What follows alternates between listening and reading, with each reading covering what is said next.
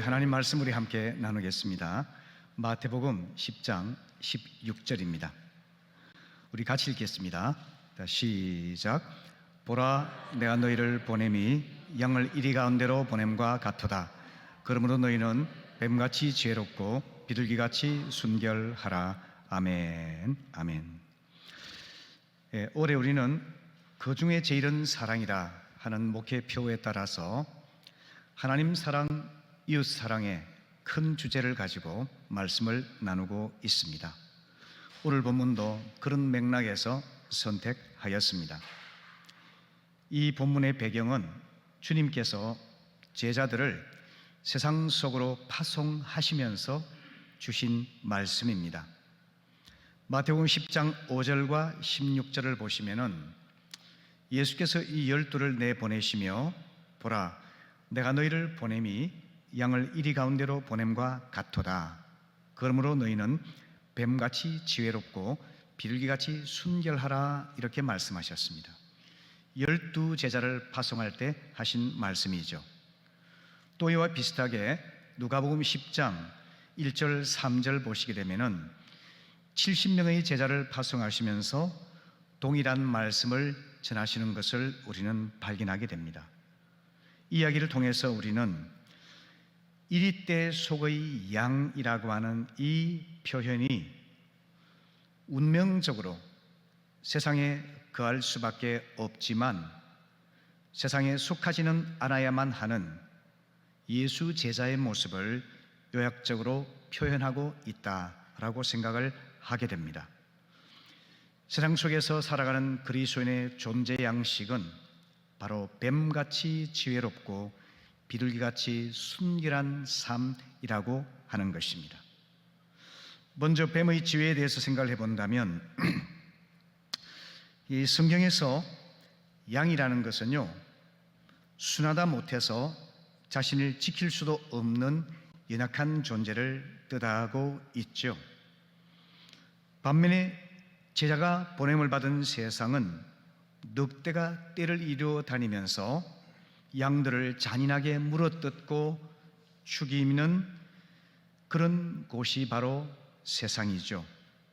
양이 늑대의 공격을 피할 수 없는 것처럼 제자들 또한 마귀가 지배하는 이 악하고 음란한 세상에서 자신의 힘으로 자신을 지킬 수는 없는 것입니다.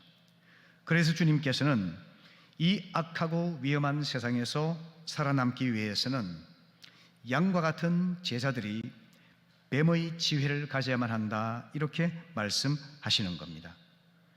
성경에서 뱀은 가장 지혜로운 동물로 묘사되고 있죠. 창세기 3장 1절에서 뱀은 여호와 하나님께서 지으신 모든 들짐승 가운데서 가장 간교하다라고 말씀하고 있는데요, 이 뱀은 마귀의 상징으로 표현되기 때문에 뱀의 지혜가 부정적으로 묘사되고 있지만 사실 간교하다는 이 단어 자체는 긍정의 의미를 가지고 있습니다. 지혜롭다라는 단어입니다. 뱀은 감각이 매우 발달해서 재앙이 일어날 때 예민하게 느끼고 신속하게 빠져나온다고 하죠. 그래서 주님께서 뱀의 지혜를 배우라 이렇게 말씀하신 것은 부패하고 악한 세상에서 살아갈 때 미래를 내다볼 수 있는 예지력을 가지고 또한 옳고 그름을 분별하는 분별력을 가지고 문제의 핵심을 본질을 파악하는 통찰력을 길러서 지혜롭게 살아가라, 이런 뜻을 가지고 있는 것이죠. 우리 신앙과 삶의 모델이신 주님께서는 이런 지혜가 충만하셨는데요, 마태복음 13장 54절을 보시면은 주님께서 고향 회당에서 하나님 말씀을 가르치니까 마을 사람들이 이 사람의 지혜와 능력이 도대체 어디서 왔느냐 하고 놀라는 장면을 보게 됩니다. 주님의 지혜는 뛰어난 지식을 말하는 것이 아닙니다. 탁월한 처세술이나 세상을 살아가는 꾀 또는 요령을 뜻하는 것이 아닙니다. 성령에 충만하셔서 진리의 본질을 꿰뚫고 그 진리를 생활에 적용할 수 있는 힘을 뜻하고 있는 것입니다. 그러니까 지혜는 성령 충만의 결과라고 하는 것입니다. 성경은 로마서 16장 19절에서 선한 데 지혜롭고 미련한 데는 악에는 미련하기를 원하노라 이렇게 권면합니다. 우리가 성령에 충만하게 되면은 선을 행하는 데는 지혜롭게 행하고 악에 대해서는 미련한 사람이 되어서 늘 하나님의 뜻 가운데서 살아갈 수 있게 된다는 것입니다. 오늘 모든 성도님들에게 성령의 지혜가 부어질 수 있기를 바랍니다. 아멘. 두 번째, 주님께서는 비둘기의 순결에 대해서 말씀하시는데요, 뱀의 지혜와 함께 비둘기의 순결이 동시에 필요합니다. 만일 지혜가 있는 자에게 순결함이 없다면 그 지혜는 자신의 악한 욕망을 성취하고 다른 사람을 파멸시키는 간교함이 되고 말지 않겠습니까? 그렇기 때문에 지혜와 함께 순결함이 동시에 요구되는 겁니다. 비둘기는 짝을 잃으면 죽을 때까지 재혼하지 않는 아주 신실한 동물이라고 합니다. 슬피 울면서 평생 동안 순결을 지키는 동물이 바로 비둘기라고 하죠. 또 이 비둘기에는 깃털이 있어서 불결한 것을 접촉해도 때 묻지 않고 깨끗함을 지킬 수 있도록 해준다고 하죠. 뿐만 아니라 비둘기는 기소성이 매우 강해서 하루 일과를 마친 다음에는 다른 곳에 가지 아니하고 항상 자신이 거하는 처소로 돌아온다는 겁니다. 그래서 성경은 비둘기를 순결의 상징이라 이렇게 말하고 있는 것입니다. 뿐만 아니라 레위기를 보게 되면은 모든 짐승을 세 종류로 분류를 하는데요, 세상 사람이 먹을 수 있는 일반 동물이 있고요, 하나님의 택함 받은 이스라엘 백성만이 먹을 수 있는 깨끗한 동물이 있고요, 그리고 그 중에서 하나님께 제사 드릴 수 있는 제사 동물이 있습니다. 이 제사 동물에는 소나 양이나 염소 같은 것이 있는데요, 날아다니는 새 중에서는 유일한 제사 동물이 바로 비둘기입니다. 그래서 주님께서 비둘기처럼 순결하라 하신 말씀은 하나님께서 유일하게 드려지는 제사 동물인 비둘기처럼 자신의 몸과 마음을 깨끗하게 구별하라는 뜻이 되는 것이죠. 특히 비둘기는 가난한 사람들이 하나님께 드리는 제물이죠. 그래서 이 비둘기는 가난하고 힘없는 사람을 상징하는 단어이기도 합니다. 시편 74편 19절 말씀 같이 읽어볼까요? 시작. 주의 맷비둘기의 생명을 들짐승에게 주지 마시며 주의 가난한 자의 목숨을 영원히 잊지 마소서. 이 험한 세상에서 스스로 생존할 수 없는 연약한 자가 자신임을 인정하면서 하나님 앞에 도움을 구하는 이것이 바로 비둘기의 인생이라는 겁니다. 그러므로 비둘기의 순결함이라는 것은 자신을 죄의 오염에서 지켜서 하나님께 산 제물로 드리는 정결함과 함께 오직 하나님의 은혜를 힘입어 살아가겠다는 믿음이 결합된 것이 바로 비둘기의 순결함이라고 하는 것입니다. 우리 이런 사람의 예를 성경에서 발견할 수가 있는데요, 다니엘이 바로 그런 순결함을 지닌 인물이죠. 다니엘서 1장 8절을 보게 되면은 다니엘은 뜻을 정하여 왕의 음식과 그의 포도주로 자신을 더럽히지 아니하리라 작정을 했습니다. 원래 다니엘은 바벨론 왕 느부갓네살에 의해서 선택받은 왕의 사람이었죠. 그런데 그가 우상에게 드려진 왕의 음식과 포도주를 먹지 않고 하나님께 대한 순결을 지키고자 죽기를 각오하고 작정을 했습니다. 어리석고 헛된 우상 숭배의 더러움에서 자신을 지키고 그 위험한 이방 세상에서도 여호와 하나님을 경외하기 위해서 죽기를 각오했던 것입니다. 이것이 바로 청년 다니엘의 비둘기적인 순결함이었던 거죠. 다니엘서 6장 10절을 보시게 되면은 다니엘은 다리오 왕 때에 왕 외에는 그 누구에게도 기도하거나 경배하지 못하게 하는 기도 금지령이 발표됐을 때도 그가 총리로서의 높은 지위와 영광을 잃을 각오를 하고 늘 그랬던 것처럼 하나님께 3번 기도하면서 감사하며 믿음을 결단하였던 것이죠. 이것이 바로 목숨을 걸고 신앙의 절개를 지킨 다니엘의 비둘기적인 순결함이라는 겁니다. 성경은 우리로 하여금 이렇게 권면합니다. 빌립보 2장 15절에서 너희가 흠이 없고 순전하여 어그러지고 거스른 세대 가운데서 하나님의 흠없는 자녀로 세상에서 빛들로 나타내기를 원하신다는 것입니다. 마땅히 예수의 사람은 이 악하고 음란한 세상 속에서 죄악에 물들지 아니하고 자신을 정결하게 지켜서 빛의 자녀임을 증명할 수 있어야 한다는 것입니다. 주님께서는 우리에게 이런 비둘기와 같은 순결한 삶을 기대하고 계시다는 겁니다. 그렇다면 여러분, 참된 예수 제자의 삶은 성령의 지혜와 순결이 균형 잡혀 있는 삶이라 말씀드릴 수가 있겠죠? 이 지혜는 처세술이 아닙니다. 삶의 요령이나 인간적인 꾀가 아닙니다. 성령 충만함으로 주어진 선물이라고 말씀을 드렸죠.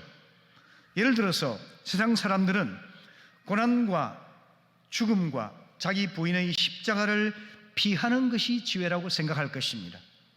하지만 참된 하나님의 사람은 자신이 멸시당하고 자신이 죽음을 경험하고 자신이 모든 것을 상실하는 것이라 할지라도 주님의 뜻이라면 십자가를 피하지 아니하고 담담하게 맞아들이는 거죠. 이것이 바로 성령의 지혜인 것입니다. 주님을 따르는 제자들은 박해를 받을 수가 있을 것입니다. 가족으로부터도 핍박과 멸시를 받을 수도 있을 것입니다. 그런데 이런 박해와 핍박의 상황에서도 어떻게 하면 지혜롭게 말하고 행동할 수가 있을까요? 주님께서는 이렇게 말씀하셨죠. 마태복음 10장 19절 이하의 말씀에서 주님께서는 이렇게 말씀하셨습니다. 무슨 말을 할까 염려하지 말라. 그때 너희에게 할 말을 주시리니 말하는 이는 너희가 아니라 너희 속에서 말씀하시는 이 곧 너희 아버지의 성령이시니라 말씀을 하셨습니다. 성령께서 하나님의 뜻 가운데서 말할 수 있도록 지혜를 주신다고 하는 겁니다. 우리가 성령의 인도를 받아서 성령의 충만함을 받기만 하면은 박해와 고난의 상황 속에서도 성령의 지혜로 말하고 행동할 수 있게 한다는 겁니다. 십자가의 길을 걷게 하시고 또 십자가의 복음을 전하게 하여 주신다는 말씀입니다. 그러므로 성도 여러분, 야고보 1장 5절의 말씀처럼 너희 중에 누구든지 지혜가 부족하거든 모든 사람에게 후히 주시고 꾸짖지 아니하시는 하나님께 구하라. 그리하면 주시리라고 말씀하셨습니다. 성령 충만한 자에게 주시는 성령의 지혜를 믿음으로 받으시기를 바랍니다. 순결 또한 인간의 성품에서 나오는 것이 아니라 성령의 인격적인 열매입니다. 마태복음 3장 16절에서 주님께서 침례를 받고 물 위로 올라오실 때 하늘이 열리고 성령이 비둘기같이 임했다라고 말씀하고 있지 않습니까? 성령께서 평화의 비둘기 모습으로 주님께 임하셨던 것이죠. 믿는 자에게도 마찬가지로 비둘기와 같은 성령의 은사가 주어질 수가 있는 겁니다. 성령의 거룩하심, 성령의 화평하심, 성령의 순전하심은 자연적인 성품에 의해서나 인간의 의지적인 노력에 의해서 성취할 수 있는 것이 아니라 은혜의 선물로 주어지는 것이라는 겁니다. 갈라디아 5장 22절부터 23절 말씀 같이 읽어볼까요? 시작. 오직 성령의 열매는 사랑과 희락과 화평과 오래 참음과 자비와 양선과 충성과 온유와 절제니 이 같은 것을 금지할 법이 없느니라. 아멘. 우리로 하여금 하나님의 거룩하신 성품을 닮은 이 인격적인 열매가 어떻게 맺혀지는가? 성령이 우리를 완전히 다스리시고 은혜의 선물을 주실 때 우리 안에서 이 부패하고 악한 우리의 성품 속에서도 성령의 거룩한 열매가 맺힐 수가 있다는 겁니다. 그러므로 성도 여러분, 뱀의 지혜와 비둘기의 순결은 다름 아니라 성령 충만한 사람에게 주시는 하나님의 은사임을 기억하시기 바랍니다.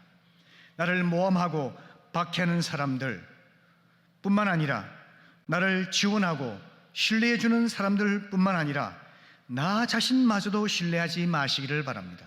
오직 주님, 내 안에 살아계신 성령님만을 신뢰할 때 성령님께서 지혜를 주시고 순결함의 은사도 허락하여 주신다고 하는 겁니다. 우린 지금 뱀의 지혜와 비둘기의 순결함이 그 어느 때보다 더 필요한 악한 시대를 살고 있습니다. 세상적인 처세술이나 요령이나 꾀가 아니라 성령의 예지력과 통찰력과 분별력이 필요할 때입니다. 죄의 유혹과 그리고 박해 속에서도 끝까지 믿음을 지키는 신앙의 정절과 세상을 따르지 않는 거룩함이 우리에게 필요할 때인 것입니다. 오직 성령을 의지하여 성령이 우리를 온전히 다스려 주실 때에 그러한 지혜와 순결함의 열매가 맺힐 수 있다고 하는 겁니다. 이 말씀을 기억하셔서 우리 모두 성령의 지혜와 성령의 순결함을 간절히 구하며 그 열매로 세상을 이기는 우리 모두가 될 수 있기를 바랍니다. 아멘. 그렇다면 우리가 이리때가 속의 양과 같은 우리가 어떻게 구체적으로 그런 삶을 살아갈 수가 있을까요? 주님께서 우리에게 기대하시는 모습은 첫 번째로 화평의 삶입니다. 폭력적인 성향의 이리와 달리 양은 평화의 동물이죠. 그와 마찬가지로 주의 말씀을 받은 사람들은 어린아이같이 단순한 마음으로 순종함으로써 이 악하고 부패한 세상 속에서 평화의 삶을 추구하는 사람이 되어야 한다는 겁니다. 우리 잘 알고 있는 마태복음 5장 38절에서 45절의 말씀 뜻을 생각하면서 천천히 읽어보겠습니다. 시작. 또 눈은 눈으로 이는 이로 갚으라 하였다는 것을 너희가 들었으나 나는 너희에게 이르노니 악한 자를 대적하지 말라. 누구든지 내 오른편 뺨을 치거든 왼편도 돌려대며 또 너를 고발하여 속옷을 가지고자 하는 자에게 겉옷까지도 가지게 하며 또 누구든지 너로 억지로 오리를 가게 하거든 그 사람과 심리를 동행하고 내게 구하는 자에게 주며 내게 꾸고자 하는 자에게 거절하지 말라. 또 내 이웃을 사랑하고 내 원수를 미워하라 하였다는 것을 너희가 들었으나 나는 너희에게 이르노니 너희 원수를 사랑하며 너희를 박해하는 자를 위하여 기도하라. 이같이 한즉 하늘에 계신 너희 아버지의 아들이 되리니 이는 하나님이 그 해를 악인과 선인에게 비추시며 비를 의로운 자와 불의한 자에게 내려주심이라. 아멘. 주님께서는 여기에서 너희가 들었으나 라고 말씀하지 않습니까? 율법의 기준에 따라서는 또는 세상의 풍습에 따라서는 이렇게 하라고 너희가 들었으나 그것은 이에는 이 눈에는 눈이라고 하는 보복의 원칙이죠. 그런데 주님께서는 나는 너희에게 말하노니 라고 말하면서 복음의 정신, 예수 제자의 원칙이 무엇인지를 말씀하여 주고 있지 않습니까? 복수의 윤리가 아니라 오히려 사랑으로 그것을 초월하고 극복하는 그런 삶을 우리에게 명령하신 것입니다. 악한 자를 대적하지 말고 오른편 뺨을 치는 자에게 왼뺨을 돌려대고 속옷을 요구하는 자에게 겉옷까지 내어주며 억지로 오리를 가도록 강요하면 기쁜 마음으로 심리를 동행하는 이것이야말로 이웃 사랑의 수준을 넘어서서 원수를 사랑하고 박해자를 위하여 사랑으로 기도하는 이것이 바로 하나님께서 원하시는 이리때 속의 양으로서 지혜와 순결함을 갖춘 사람의 모습이라고 하는 것입니다. 이것이 우리의 성품에서 의지적인 노력으로 인위적인 수고로 가능할 수가 있을까요? 오직 완전하신 하나님의 성령께서 우리의 성품과 삶을 완전히 주관해 주실 때만 가능할 수 있는 일 아니겠습니까? 최근에 우리 교인 중에 한 분이 찾아와서 저에게 상의를 했습니다. 목사님, 직장에서 너무 억울한 일을 당했습니다. 제가 같이 맞대응하고 법적으로 보복해야 될 것 같습니다. 마음을 작정을 하고서 저에게 찾아왔습니다. 근데 뭐라고 말했냐면은, 하지만 담임 목사님께서 하시는 조언 따라서 제가 하겠습니다 라고 이야기를 했습니다. 제가 얘기를 다 듣고 나서 마음이 쓰리고 너무 속이 상하겠지만, 이에는 이, 눈에는 눈이라고 하는 복수의 윤리로 대응하지 말고 산상순의 말씀대로 한번 순종해 보라고 이야기를 했습니다. 그분은 저의 말씀을 듣고 그대로 실천을 했습니다. 우선은 힘들어 보이지만 우리가 세상 속에서, 직장에서, 가정에서, 여러 세상살이 속에서 겪는 이런 환경에서 주님의 말씀을 단순한 마음으로 순종하고 평화의 길을 걸어가는 것이 예수 제자의 모습이라고 하는 겁니다. 치열한 기업 현실에서도 이런 일이 적용될 수가 있습니다. 오뚜기 회사는 식품 기업이죠. 식품 기업으로서는 아주 두드러지게 국내 대표 브랜드로 지명이 되었는데요. 여러 미담들이 많이 있습니다. 제가 다 생략하고요. 이 나라 회사는 100%에 가까운 정규직 직원 비율을 가지고 있습니다. 그리고 협력업체와 상생하기 위해서 협력업체에 부담을 지우지 않고 협력업체의 희생 위에 서지 않으려고 하는 선한 마음을 가지고 있습니다. 그 결과로 이 회사는 계속해서 성장하고 발전 중이죠. 정글처럼 지극히 경쟁적이고 다른 기업을 짓밟아야 내가 사는 기업 현실에서 하나님을 경외하고 하나님의 원칙에 따라서 기업 경영하는 것이 이리 때와 같은 세상 속에서도 가능할 수 있다는 것을 보여주는 하나의 예라고 하는 것입니다. 우리 성도들이 이 말씀에서 도전을 받게 되기를 바랍니다. 두 번째는 구별된 삶이 되겠는데요. 여러분, 이리와 양은 뚜렷이 대조가 되고 구별되지 않습니까? 그처럼 로마서 12장 2절의 말씀처럼 너희는 이 세대를 본받지 말고 오직 마음을 새롭게 함으로 변화를 받아서 하나님의 선하시고 기뻐하시고 온전하신 뜻이 무엇인지 분별하라 권면하고 있습니다. 오늘날 교회는 세상의 흐름과 마찬가지로 부유함을 추구하고 숫자를 늘리는 데 관심을 갖고 명예와 권력을 추구하는 이런 모습을 갖고 있다면 교회는 바벨론에 포로된 교회라고 우리가 말하지 않을 수가 없을 것입니다. 세상과 별반 다름없는 가치관, 그런 삶의 방식에 따라 교회가 운영된다 한다면 교회는 세상의 일부로 전락되고 말 것입니다. 그리고 마침내 이 악한 바벨론 문화의 포로 신세를 면할 수가 없을 것입니다. 우리를 이리 떼수고 양이라고 주님 말씀하셨을 때는 이리와 너무나 뚜렷이 구별되는 양으로 살아가라는 뜻입니다. 세상과 타협하거나 세상에 순응하지 아니하고 이 부패한 세상적 가치에 대해서 도전하는 거룩한 저항자로서 살아가라고 하는 뜻입니다. 여러분, 우리 교회는 세상적인 가치관과 세상 풍습이 지배하는 교회입니까? 아니면 세상을 거슬러가고 영적인 가치관과 영적인 원칙에 따라서 운영되는 교회입니까? 우리 모두 저 낮은 곳으로 내려가고 가난하고 연약하고 소외된 자들을 따스한 가슴으로 품으면서 어떤 사람이든지 와서 하나님의 은혜를 경험할 수 있는 그런 교회로 나아갈 수 있게 되기를 바랍니다.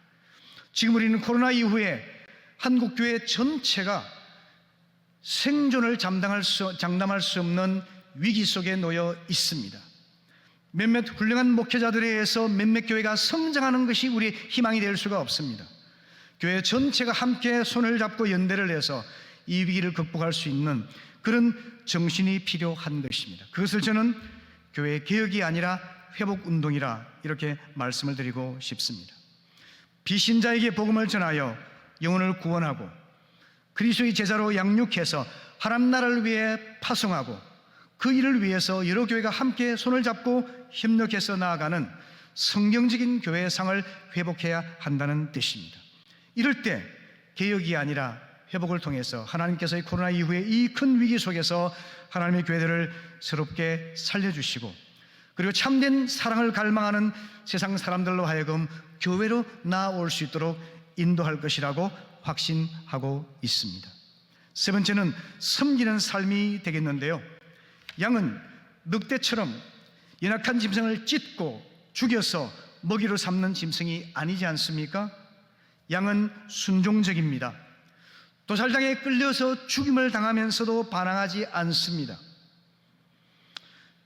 그의 살도, 그의 털도, 그의 피도, 그의 목숨 자체까지도 모든 것을 온전히 내어주는 짐승이 바로 양이죠. 이것을 한마디로 말하면 섬김이라 말씀을 드리고 싶습니다.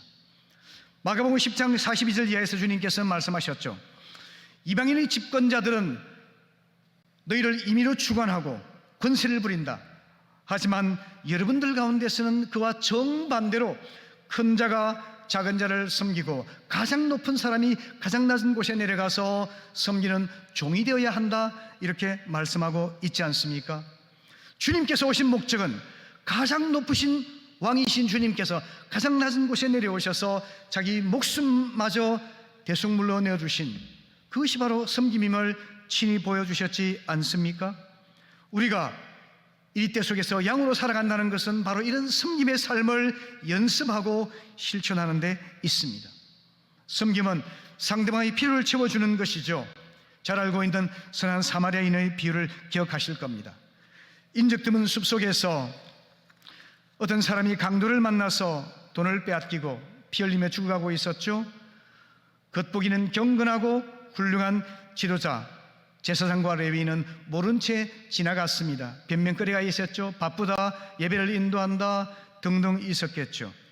하지만 유대인들의 멸시를 받던 사마리아 사람은 사업차 바삐 길을 가는 와중에도 피 흘리며 죽어가는 그 사람을 불쌍히 여겼습니다. 나귀에서 내려서 응급치료를 해주었습니다. 그리고 그를 데리고 영안에 가서 몸을 회복할 수 있도록 도와주었습니다. 그러면서 말하기를 제가 급히 가는데 돈이 더 든다면 돌아와서 제가 갚아드리겠습니다 라고 길을 떠났습니다. 그 선한 사마리아 사람은 인적 드문 숲속에서 알아주는 사람도 없고 아무런 보상도 기대할 수 없는 자리에서 어쩌면 자신마저도 강도에게 맞아 죽을 수 있는 위험한 상황에서도 진심으로 친절을 베풀었지 않습니까? 이것이 바로 섬김이요 참된 경건이죠. 이런 삶을 실천해 가는 것이, 배워가는 것이 우리의 삶이 아니겠습니까? 제가 일주일에 한 두세 번 정도 새벽 기도를 마치고 축구를 하는데요, 함께 축구하는 멤버 중에서 아프리카 가나에서 온 유학생이 있습니다. 그 친구 이름이 마이클인데요, 작년에 유니버시티를 졸업하고 올해 가을에 대학원에서 공부를 계속할 계획으로 있습니다. 부모님이 목회자입니다. 자동차 수리로 생계를 이어가면서 목회를 하고 계신데요, 이야기 나누는 중에서 한국에 온 지 7년 되었는데 고향에 한 번도 못 갔다는 겁니다.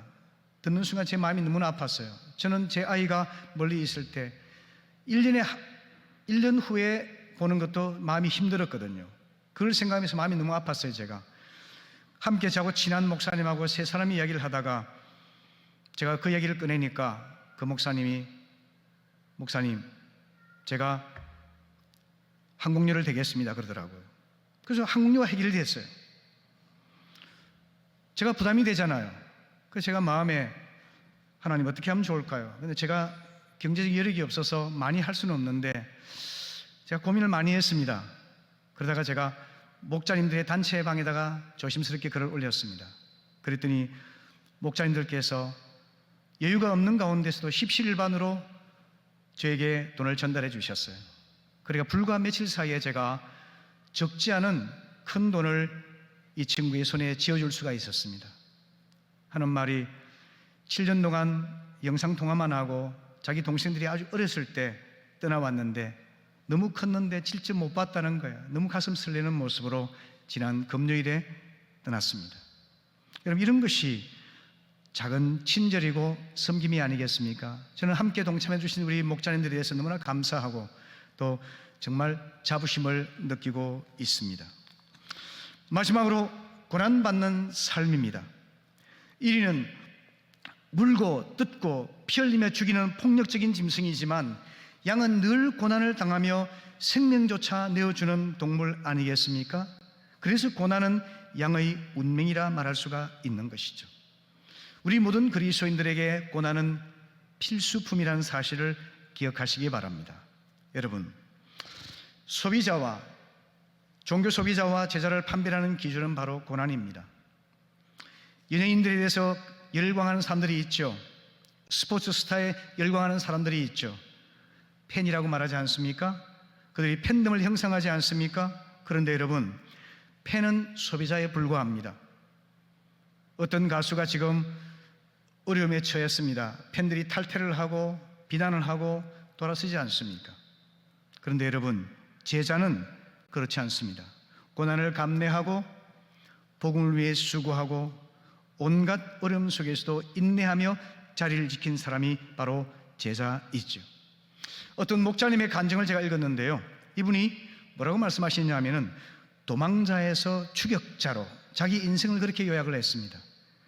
무슨 말씀이냐면요, 이분이 대학 시절에 전도를 받았는데 늘 이분이 뺀질거리며 이리저리 피해 다녔다는 거예요. 그래서 자기 이름을 도망자였다라고 말하는 겁니다. 회심하여서 은혜를 받고 나니까 한 영혼을 제대로 세우기 위해서 어떤 눈물을 흘리고 수고를 하고 희생을 하고 시간과 물질과 많은 것들을 바쳐도 잘 안 되거든요. 그래서 이분이 포기할까 실망하고 분노하기도 했지만 마음 가운데 아니지, 옛날 생각하면서 자기가 추격자가 되었다는 겁니다. 그래서 도망자에서 추격자로 자기 인생을 그렇게 요약한 것을 보고 마음에 감동이 되었습니다. 여러분, 우리가 예수의 제자가 되고 나면은 고난을 감내하고 사랑의 수고를 감당하는 것을 우리는 기쁨으로 맞이해야 될 줄로 믿습니다. 성경은 말씀하고 있습니다. 빌립보 1장 29절에서 그리스도를 위하여 너에게 은혜를 주신 것은 다만 그를 믿을 뿐만 아니라 고난도 받게 하려 하심이라 말씀하고 있습니다. 고난은 필수입니다. 고난을 통해서 성장해집니다. 고난을 통해서 더 큰 은혜를 체험할 수 있게 되는 거죠. 사도 바울도 그렇게 했습니다. 죽음의 고비를 넘기면서 이렇게 말했죠. 우리가 하나님 나라에 들어가려면 더 많은 환난을 겪어야 할 것이다 라고 말을 했죠. 그러면서 그가 생애의 마지막 순간을 예상하면서 그런 성도들에게 이런 말을 했습니다. 오직 하나님의 능력을 따라 복음과 함께 고난을 받아라, 이렇게 말이죠. 지금은 우리나라는 순교가 사라진 나라이죠. 더 이상 복음 때문에 피 흘리고 죽는 일은 거의 없을 겁니다. 그런데 여러분, 녹색 순교라고 하는 신학적 개념이 있는데요, 녹색 순교는 자기의 전 생애 동안 주님 말씀을 기꺼이 순종하며 세상적인 흐름을 타협하거나 따라가지 아니하고 그가 복음 때문에 또 신앙 때문에 영혼을 위한 수고 때문에 고난을 감내하며 합당한 삶을 살아가는 것, 이것을 녹색 순교라 표현을 하고 있습니다.